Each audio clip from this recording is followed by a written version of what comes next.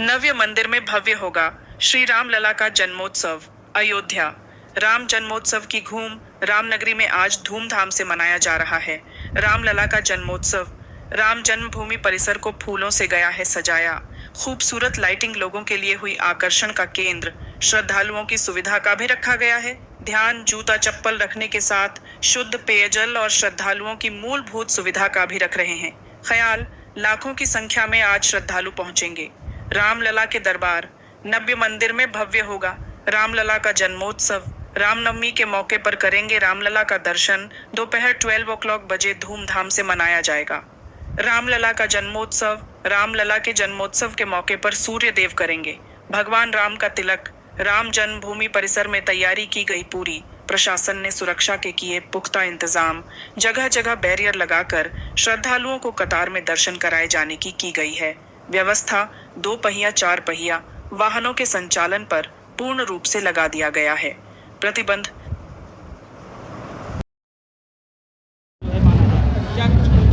श्री राम जन्म महोत्सव की हार्दिक शुभकामना। श्री राम जन्मोत्सव तो प्रति वर्ष ही बड़े धूमधाम के साथ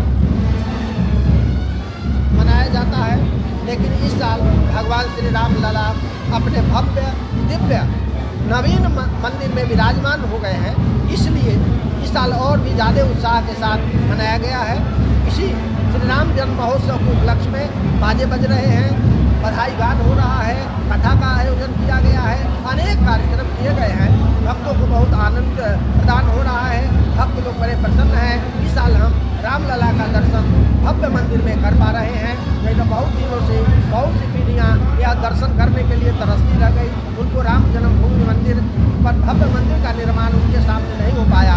तो ये सब भक्त लोग बड़े प्रसन्न हैं कि हम लोगों को दर्शन करने का सौभाग्य प्राप्त हुआ। आप सभी लोगों को श्री राम जन्म महोत्सव की हार्दिक शुभकामना। जय सिया राम।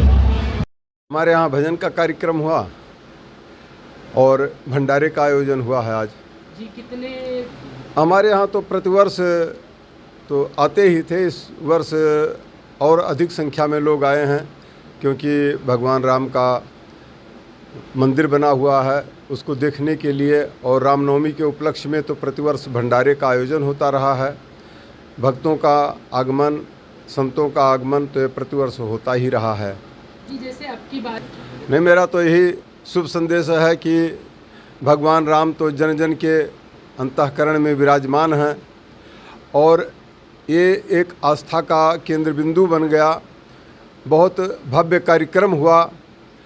और दूसरी बात यह है कि राम मंदिर बनने के बाद में ये प्रथम कार्यक्रम मैंने अपने जीवन में देखा कि इतना सुंदर ढंग से मैं भी प्रातःकाल अभिषेक दर्शन किया हूँ भगवान श्री राघवेंद्र सरकार का, रामलला जी का।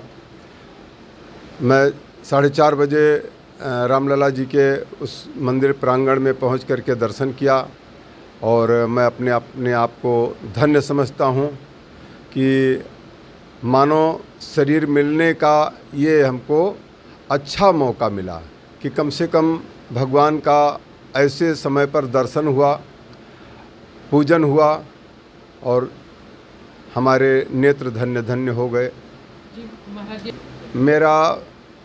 मैं महंत धर्मेंद्र दास शास्त्री और हमारा ये आश्रम है रामकोट मम धाम है मत गयेंद्र के पास, अयोध्या पुरी सुहावनी तहाँ पलटू करें निवास।